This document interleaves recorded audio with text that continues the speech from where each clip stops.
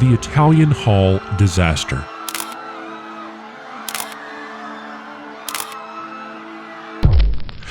If you get an opportunity, look up the song called 1913 Massacre by Woody Guthrie. The song is about this horrific event.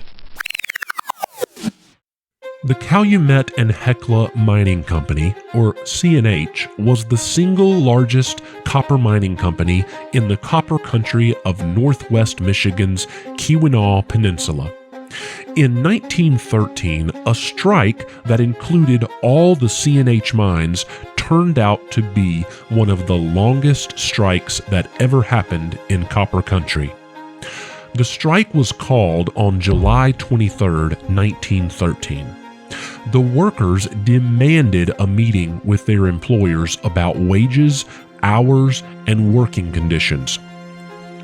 The strike continued until April 1914, which meant the miners and the mines were still at a standoff at Christmas of 1913.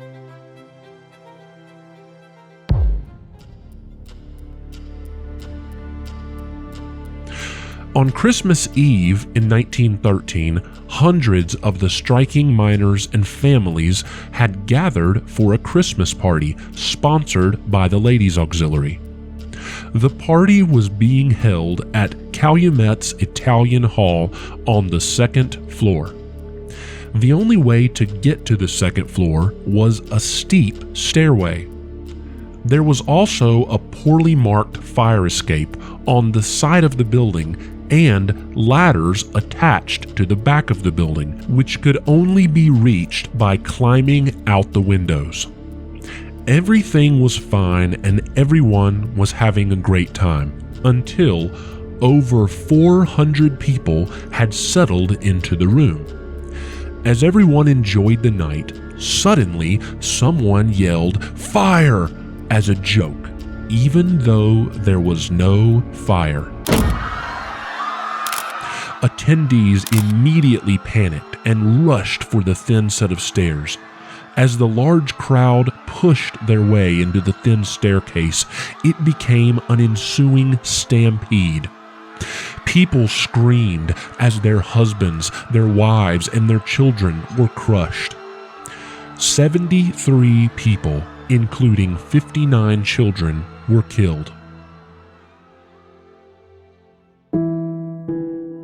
To this day, there has been a lot of debate about who yelled fire and why. In early 1914, a subcommittee of the U.S. House of Representatives visited Copper Country to investigate the strike. They took sworn testimony from witnesses, where 8 eyewitnesses swore that the man who yelled fire was wearing a button on his coat for Citizens Alliance, an organization that opposed trade unions and strikes. There is a story regarding the tragedy circulating that states the doors at the bottom of the thin stairs opened inward. According to the story, when the fleeing partygoers reached the bottom of the stairs, they pressed up against the doors, preventing them from opening, and caused many people to be crushed.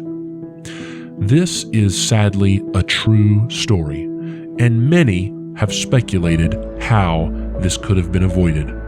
However, it did happen, and it was tragic.